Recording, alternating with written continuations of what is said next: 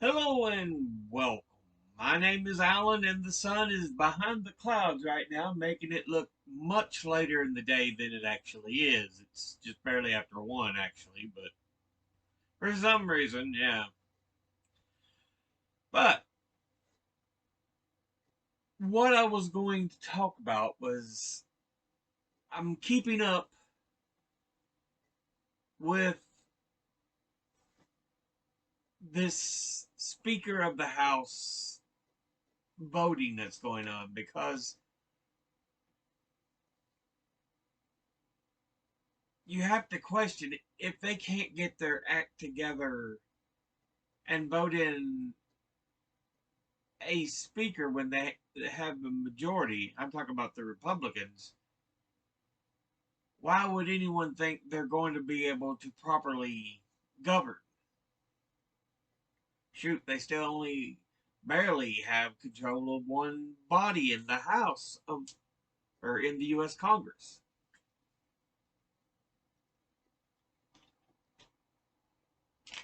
The Senate's still controlled by Democrats,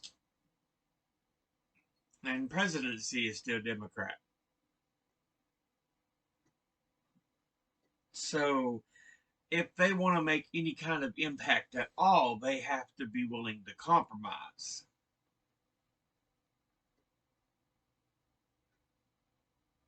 However, unfortunately,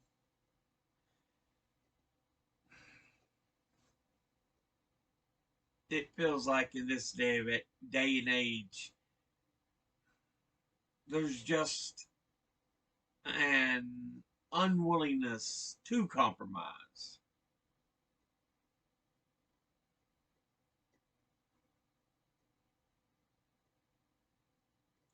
So yeah, it's like everybody thinks they have to become hard nosed. I mean, shoot, back in 70 something, Nixon's impeachment, an investigation was suggested, had support by Republicans in Congress. It wasn't a completely divided Democrat versus Republican thing. Shoot, even Nixon, a Republican, uh, he did things that would seem more to the left.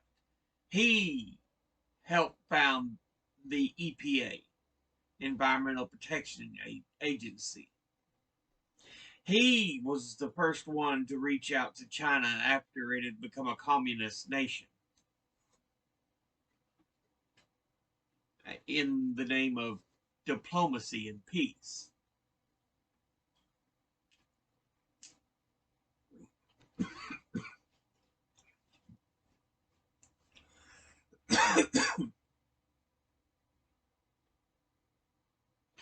And my point is, we've allowed ourselves to become too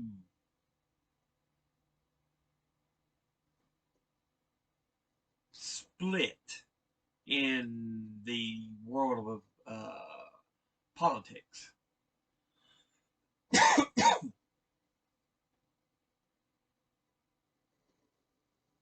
And we're seeing a part of the result of that with this Speaker of the House election today. Wow, it's Thursday as of the time I'm recording this. But yeah, Tuesday, Wednesday, and even Thursday. Not able to get the votes to get McCarthy in.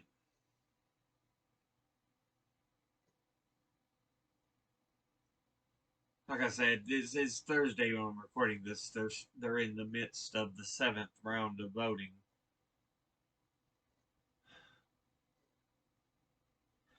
And they've only got like a tiny margin they can afford.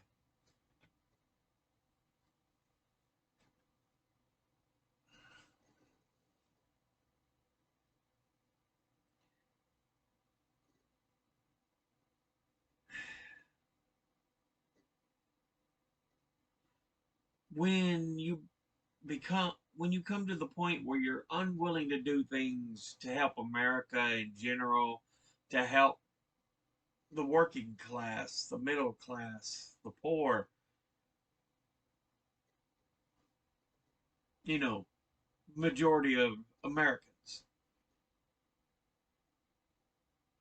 then what good are you?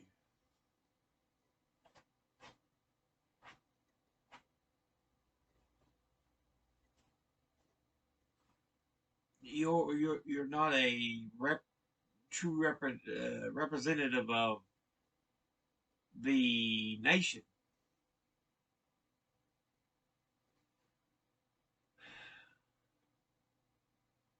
Just a gateway for corporations and the rich to get what they want or need.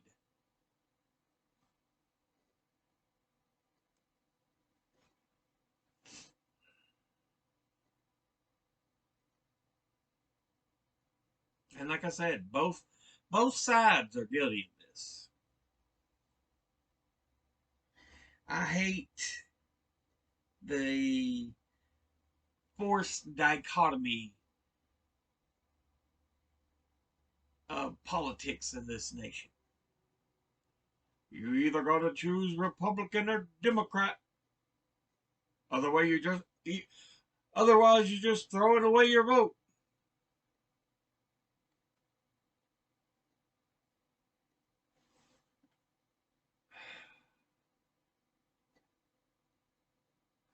2016, I wanted Bernie in there so badly.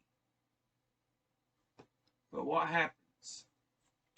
Hillary and other operatives in the Democratic Party have collusion to keep Bernie off the ballot.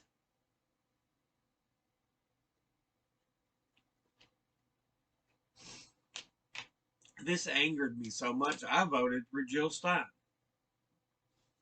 And I still have no doubts or worries over that vote. It was the right one because she didn't lead to Trump getting elected. Hillary did. It was solely Hillary's fault. She should have run fair against Bernie. Too many people just didn't like her as a candidate. But you still hear a lot of people going, she ain't worth it, she can't do anything, blah, blah, blah. You know, you should have voted for Hillary, you just threw your vote away. No, I voted my conscience. Both Trump and Hillary were awful candidates. Awful. 2020, I ended up voting for Biden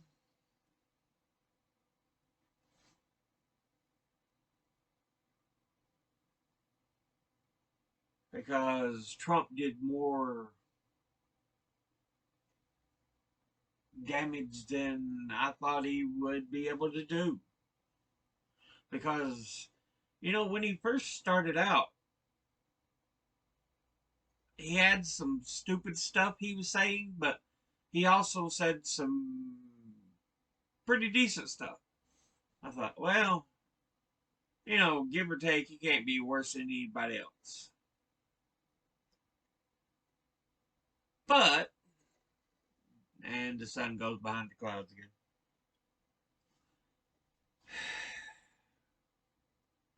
I think he got so much DC brain rot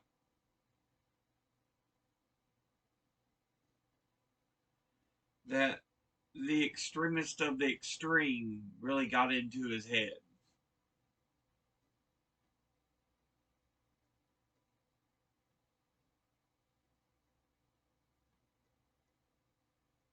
So I was like, he needs to go. He really does. And I ended up voting Biden. Again, I would still have rather had Bernie, and it feels like there was collusion again to keep Bernie out. But whatever. Anyway,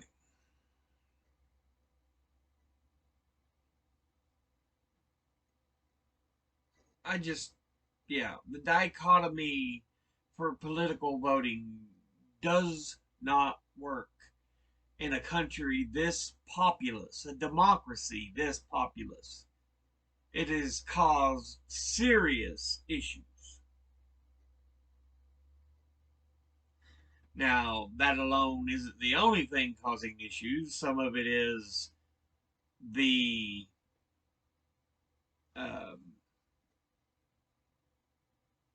pulling apart of the fairness doctrine under the Reagan administration. But yeah, that led to more extreme news networks like Fox News and MSNBC and all these others. They became, you know, political cheering parties that give news they say is acceptable instead of actual news. Now, you can go back to the Walter Cronkite's um, and newsmen like that because they were in the midst of the fairness doctrine. They were before it started to be pulled apart uh, uh, under the Reagan administration.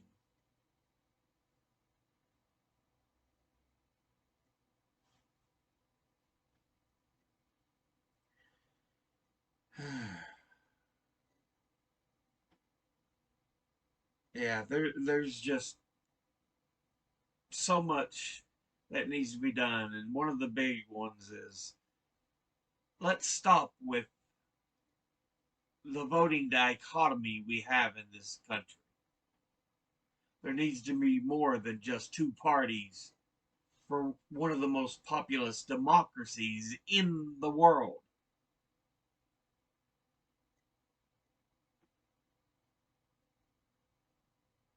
It's just wrong to have only two choices. Technically, yes, I know there are other parties, but usually they're kept away from the ballot by the two primary parties.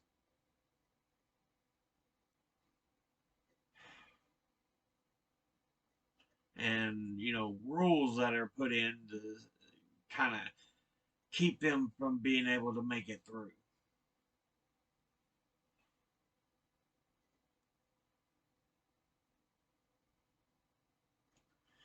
Anyway, I'll go ahead and end this episode here. As always, educate thyself, think, read, study, learn. Someone tries to tell you something you have trouble believing, ask them to cite their sources. I don't have no sources. This was a off the top of my head read on information I was aware of.